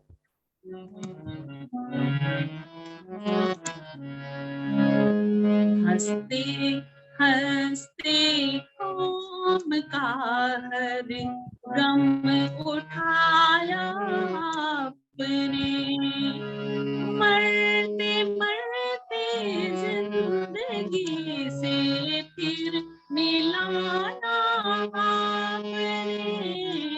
हंसते हंसते होम का हर गम उठाया आपने, नाम ही कितना सुहाना था दयानंद आपका, नाम ही कितना सुहाना था दयानंद आपका, नाम जैसा काम फिर करके दिखाया आपने, नाम जैसा काम भी फिर करके दिखाया आपने, मरते मरते जिंदगी से फिर मिलाना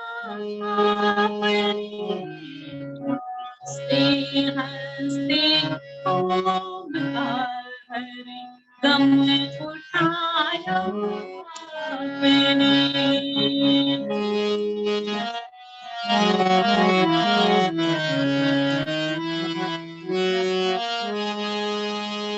कुछ विदेशी लोग हम पर जुल्म सदियों से करें, कुछ विदेशी लोग हम पे जुल्म सदियों से करें, इस कलंकित ख्वाब को भी जड़ से मिटाया आपने, नाम कितना सुहाना था दयाल आपका, नाम जैसा काम भी फिर करके दिखाया आपने,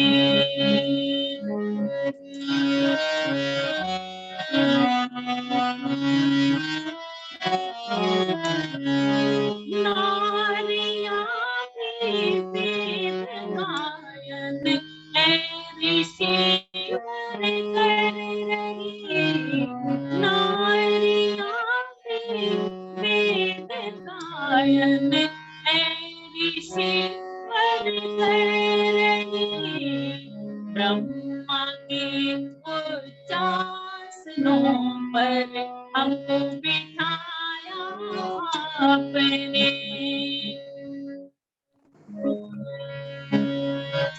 नारियां भी वेद गायन ऋषि वर कर रही, ब्रह्मा के उच्चासनों पर हमको बिठाया आपने, नाम जैसा काम भी फिर करके दिखाया आपने, नाम जैसा काम भी करके दिखाया आपने, पाप और पाखंड सबके सब धराशायी हुए, पाप और पाखंड सबके सब धराशायी हुए, जब सुदर्शन चक्र वेदों का उठाया आपने, आपके पीछे दयानंद जी का चित्र लगा हुआ है, और मैंने अपने नए घर में प्रवेश किया है, तो मैं अभी तक थोड़ा अपने घर को डेकोरेट नहीं कर पाई हूँ। मैं नमन करती हूँ देव दयानंद को और आप जैसे ऐसे ऋषि भक्त को कि आपने नारियां भी वेद का गायन आज कर रही। अगर आपके पीछे बैठे हुए दयानंद स्वामी नहीं होते तो मैं इस मंच पर इस समय नहीं होती। इसका श्रेय मैं दयानंद जी को देती हूँ, अपने भ्राता श्री आर्य रतन जी को देती हूँ। पाप और पाखंड सबके सब धराशायी हुए, जब सुदर्शन चक्र वेदों का चलाया आपने, नाम ही कितना सुहाना था दयानंद आपका, नाम जैसा काम भी फिर करके दिखाया आपने, जितने मज़हब पंथ मत में सर उठाए घूमते, जितने मज़हब पंथ मत में सर दिखाए गोमती, पथिक वैदिक धर्म के आगे झुकाया आपने, पथिक वैदिक धर्म के आगे झुकाया आपने, नाम जैसा काम भी फिर करके दिखाया आपने, नाम ही कितना सुहाना था दयानंद आपका, नाम जैसा काम भी फिर करके दिखाया आपने, करके दिखाया आपने, करके दिखाया आपने। धन्यवाद जी, धन्यवाद। बहुत आभार बहन स्वदेश आर्या जी। और जो आपका नाम आ रहा है उसमें एस आपका हट गया है, उसको अभी सही करके आप एक बार, जो बगल में 3 बिंदी होती है उस पर रीनेम होता है एक बटन, उसमें जाकर के उसको आप कंप्लीट कर लीजिए जी। उसमें आपका नाम एस खत्म है, उसमें उद्देश्य लिखा हुआ है स्वदेश आपका जी। वो मेरा स्कूल का विद्यालय का नाम है, 10th के सर्टिफिकेट में है वो, 10वीं क्लास के। अच्छा, तो इसलिए जो मेरा स्कूल में नाम है, जो मेरा सर्विस बुक में नाम है, वो इसलिए ये आता है इसमें, वरना मेरा सुदेश आर्या नाम है। अच्छा स्वदेश आर्या जी जी। हाँ जी, इसलिए मैंने ब्रैकेट में लिखा है सामने, हाँ हाँ बॉक्स में लिखा है। चलिए धन्यवाद और बहुत बहुत आभार। इस बहुत प्रकार से आप अच्छा जुड़ गए और हम सभी का आज स्वागत। चौथा कार्यक्रम था, लेकिन बहुत आनंद आया, मुझे बहुत आनंद आया। क्रेडिट गोज टू इस प्रकार से इतना स्नेह प्रेम बना रहे। पंडित चंद्रदेव शास्त्री जी बरेली, पंडित नमस्ते चंद्रदेव नमस्ते। आइए, हंसते हंसते आइए। मैं थोड़ा अभी कहीं पर रास्ते में था, इसलिए कोई कर रहा था। मैं अभी आके बैठा हूँ। कोई बात नहीं, जब आप अच्छे से बैठ जाए तब हमें बता देना, ठीक है जी जी ठीक है। चलिए जब मैं तक 2 हम मिनट में पहुंच रहा हूँ। आपके बड़े भाई को बुला लेते हैं हम जी। हमारे सम्मानित श्री अनिल आहूजा जी भी जुड़े हुए हैं लखनऊ से, वो भी काफी समय से सुनते रहते हैं। मुनि पुरुषोत्तम वानप्रस्थी जी, चंद्रकांता माता जी, समय हो चुका है तो नमस्ते कर लीजिए आप सभी से। चंद्रकांता माता जी नमस्ते कर लीजिए आप माइक खोल करके, और बच्चों को बुला लीजिए। प्रिय वीर लखनलाल जी, नमस्ते जी। प्रिय वीर लखनलाल जी, और मेरी प्यारी बिटिया उदेश जिन्होंने अभी अभी गीत गाए हैं, पहचान लिया ना बिटिया रानी? जी माता जी, नमस्ते। नमस्ते मेरा बेटा, चिरंजीव रहो, खुश रहो, प्रसन्न रहो, ऐसे ही बढ़ती रहो। माता जी को कुंभ के मेले में सब मिल जाते हैं। हाँ जी, मिलने यहाँ मैंने कई ग्रुपों में डाला हुआ है, तो मिलेंगे, ये तो सब आएंगी, चिंता मत करो। और हमारे आदरणीय शास्त्री जी, व्यासनंदन जी, श्रद्धेय मुनि जी, आप सबका सादर सम्मान, अभिवादन और हार्दिक धन्यवाद। आज तो बड़ा सुंदर विषय रखा मेरे प्रिय वीर रतनलाल जी ने कि महर्षि दयानंद जी का स्वतंत्रता संग्राम में योगदान कमाल है। उन्होंने तो अपने जीवन का लक्ष्य यही बनाया हुआ था कि उन्होंने अपने देश की रक्षा का महान व्रत लिया था। हर क्षेत्र में, शिक्षा के क्षेत्र में, स्वतंत्रता के क्षेत्र में और अभिलाषाओं के क्षेत्र में हम स्त्री नारियों को इतना ऊपर उठाया कि हम आपके पास बैठे हैं और इस समय वेद मंत्रों का उच्चारण कर उनकी जय जयकार कर रहे हैं और इतना ज्ञान प्राप्त कर रहे हैं। इसके लिए उन्होंने सैकड़ों, हजारों, लाखों व्यक्तियों की आवश्यकता समझकर सबको तैयार किया। जब देशवासियों में विशेषकर युवा वर्ग के अंदर प्राण उत्सर्ग की भावना जागृत करने के लिए उन्होंने बहुत प्रोत्साहन किया, बड़े कार्य किए। व्यासनंदन शास्त्री जी ने आपको खोलकर बता दिया, मैं उनको रिपीट नहीं करना चाहती। कल बता देना आप, बाद में जो बच्चे हैं कल बता देना आप। हाँ फिर बताऊंगी। इसलिए मैं केवल 2 शब्द बोलना चाहती हूँ बोल दीजिए कि बोल दीजिए। मिट्टी से जिसने सोना बनाया, मिट्टी से जिसने सोना बनाया, जिंदगी को जीना सिखाया, लक्ष्य भेदने का मार्ग दिखाया, उस गुरु देव दयानंद को शत शत प्रणाम, शत शत प्रणाम। वो कहा करते थे कि सुंदर सुर सजाने को साज बनाता हूँ, नौ सिखिए परिंदे को मैं बाज बनाता हूँ, चुपचाप सुनता हूँ शिकायतें सबकी, चुपचाप सुनता हूँ शिकायतें सबकी, तब दुनिया को बदलने की आवाज उठाता हूँ। वाह वाह वाह।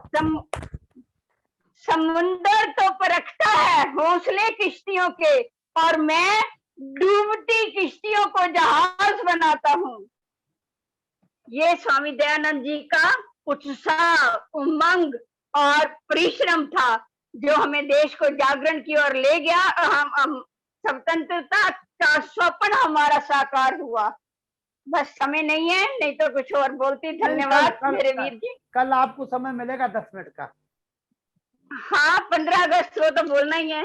हाँ, 15 अगस्त को तो बोलना है। तो फिर कल का कट हो जाएगा आपका। पंडित चंद्रदेव शास्त्री जी स्वागत है। ठीक है जी। चंद्रदेव शास्त्री जी नमस्ते जी, नमस्ते। नमस्ते, आइए। मैं अभी आके बैठा हूँ, अभी वाद्य यंत्र नहीं, ऐसे सुना रहा हूँ। हाँ, सुना दीजिए। ठीक है, वो तो अल्लाह ने गुनगुना दीजिए, क्योंकि हमें पे दया आ रही की 2 लाइन सुननी नहीं तो हमें नींद नहीं आएगी। सभी श्रोताओं को नमन। हमारे सम्मानीय जो बहुत ही सोशल मीडिया के अनुसार लखनलाल जी कार्यक्रम चला रहे हैं, उनको कोटि कोटि से धन्यवाद।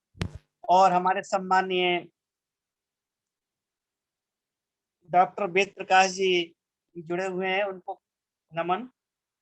कुछ शब्द मैं उस ऋषि के विषय में बोलना चाहता हूँ जिन्होंने सृष्टि के आदि से उस परमपिता परमात्मा के ज्ञान को प्रदर्शित किया। और उस ऋषि के विषय में कुछ लाइनें कही है कि वो ऋषि कौन थे।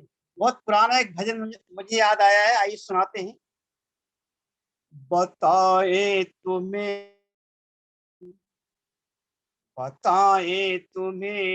हम दयानंद क्या थे, दयानंद क्या थे, ऋषि थे मुनि थे, कोई देवता थे।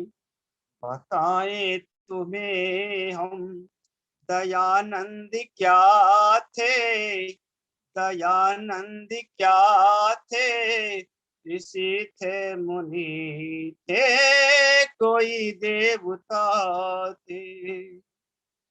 जिन्हें हमने गलती से समझा था दुश्मन, हाँ समझा था दुश्मन, जिन्हें हमने गलती से समझा था दुश्मन, हाँ समझा था दुश्मन, वही राष्ट्र नौका के नाविक महाथे। बताए तुम्हें हम दयानंद क्या थे, दयानंद क्या थे, ऋषि थे मुनि थे, कोई देवता थे। उन्हीं की हिम्मत बचाया अगर ना, बचाया अगर ना, उन्हीं की हिम्मत बचाया अगर ना, बचाया अगर ना, निशा हिंदुओं के मिटे जा रहे थे। बताए तुम्हें हम दयानंद क्या थे, दयानंद क्या थे, ऋषि थे मुनि कोई देवता थे। गरज कोई माने न माने मुसाफिर, हाँ माने मुसाफिर। गरज कोई माने ना माने मुसाफिर ने माने मुसाफिर। दयानंद धैर्य हे वतन की दवा थी, बताएं तुम्हें हम दयानंद क्या थे, दयानंद क्या थे। ऋषि थे मुनि है कोई देवता थे, कोई देवता थे, कोई देवता थे। इसलिए पूर्णलाल मुसाफिर जी की कुछ लाइनें थी मुझे याद आई। तो उस ऋषि ने हमें ऐसा जगाया और स्वतंत्रता का प्रथम उद्घोष उस ऋषि ने हमको दिया। तो बहुत सुंदर लाइनों के माध्यम से कहा है, ऋषि कामिका रहनुमा बन के आया, वाह वाह वाह वाह। ऋषि कामिका रहनुमा बन के आया। दुखी बेबसों का, दुखी बेबसों का सखा बन के आया। ऋषि कामिका रहनुमा बन के आया, ऋषि कामिका रहनुमा बन के आया। अंधेरों ने कब यहाँ किए थे उजाले, लगाए थे लोगों के दिलों पर ये ताले। अंधेरों ने कब यहाँ किए थे उजाले, लगाए थे लोगों के दिलों पर ये ताले। खुदी रोशनी की, खुदी रोशनी की क्षमा बन के आया। ऋषि कामिका रहनुमा बन के आया, ऋषि कामिका रहनुमा बन के आया। दुखी बेबसों का, दुखी बेबसों का सखा बन के आया।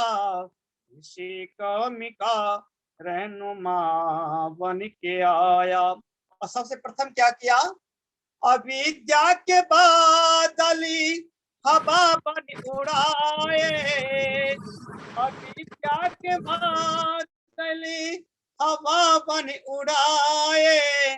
उम्मीदों के पीठी से चमन मुस्कुराए।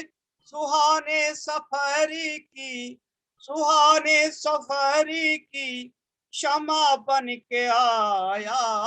ऋषि कामिका रहनुमा बन के आया, ऋषि कामिका रहनुमा बन के आया। दुखी बेबसों का, दुखी बेबसों का सखा बन के आया। ऋषि कामिका रहनुमा बन के आया। जो आज हम देख रहे हैं कि आजादी का जो महोत्सव 75वां मनाया जा रहा है बहुत ही धूमधाम के साथ, उसका यदि हम देखें तो आधारभूत एक अवलंब, एक बीम, एक फाउंडेशन थे तो वो ऋषि दयानंद थे। तो कहा, गुलामी के दिन थे, गुलामी की बातें, गुलामी के धंधे, गुलामी की रातें। गुलामी के दिन थे, गुलामी की बातें, गुलामी के धंधे, गुलामी की रातें। गुलामी के ऊपर, गुलामी के ऊपर कजा बन के आया।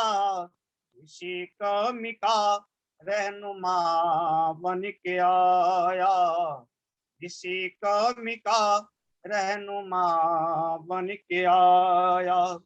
दुखी बेबसों का, दुखी बेबसों का सखा बन के आया, ऋषि कामिका रहनुमा बन के आया। अंतिम लाइन में कमाल किया है, लिखा है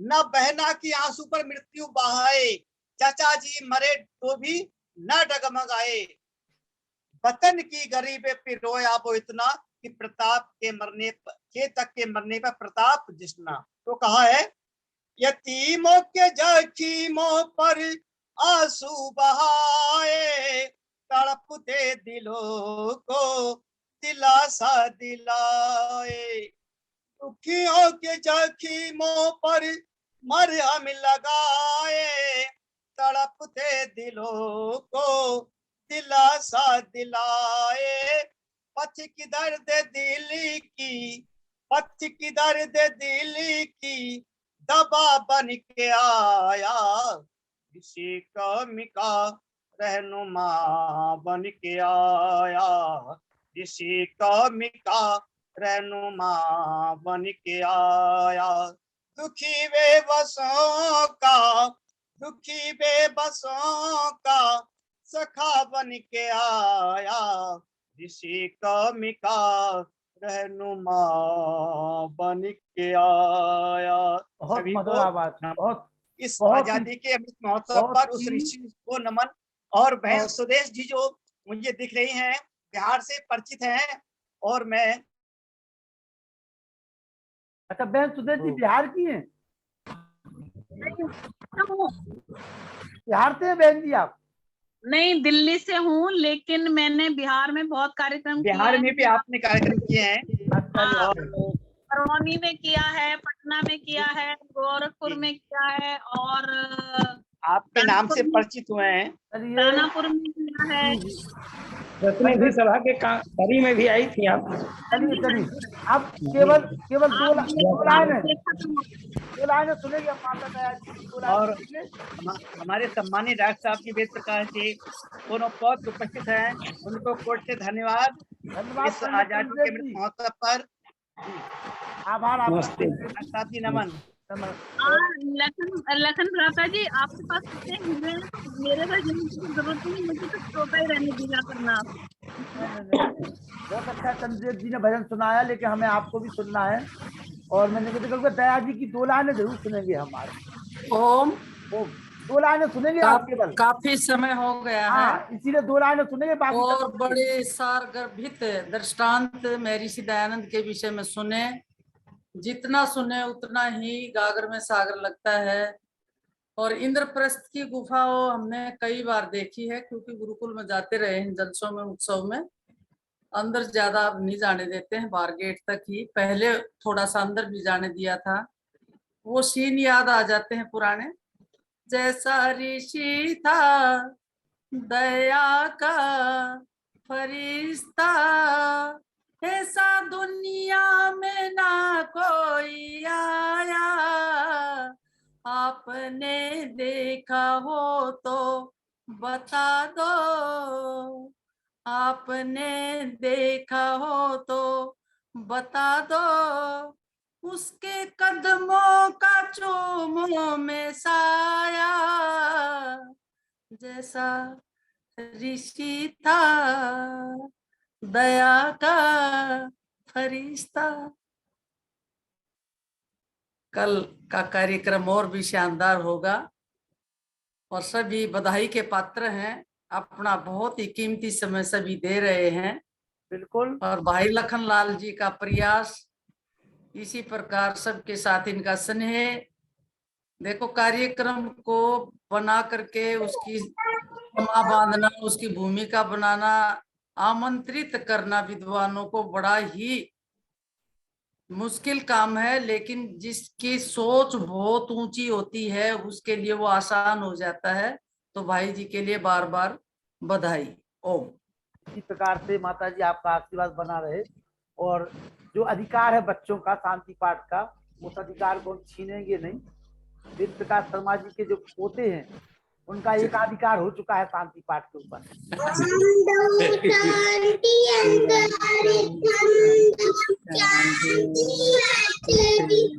शांति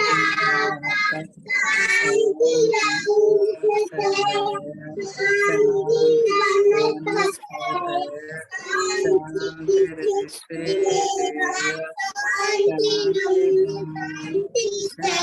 शांति शांति शांति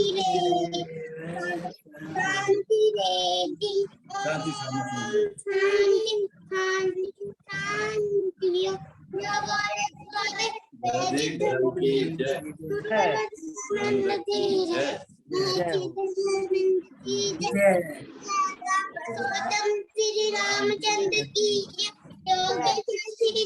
चंद्र की जय, राम की जय, भारत माता की जय, भारत माता का भारत माता बेटी की धरती ओम धर्म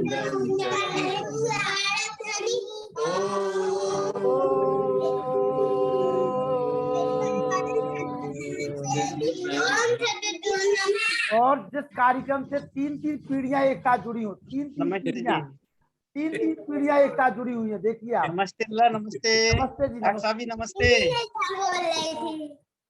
रियान विशिष्ट आज क्यों भूल गए बीच में? आचार्य लखन जी, बोला करो। अनिल आहूजा जी सादर नमस्ते। कर्नल साहब नमस्ते नमस्ते। कर्नल साहब शाबाश शाबाश, बहुत अच्छे। आचार्य बहुत लखन जी अच्छे। को, डॉक्टर महेश प्रसाद जी को नमस्ते नमस्ते। ये शिवरात्रि नमस्ते। कल मुलाकात होगी 7:45 बजे। नमस्ते। बहन सुदेश जी के भजनों का आनंद लीजिए। कल 4 भजन होंगे सुदेश जी के 4। नहीं, समय बताइए क्या है? 7:45 बजे से शुरू करेंगे। अच्छा, और आपके 8 बजे तक भजन चलेंगे कल। ठीक है।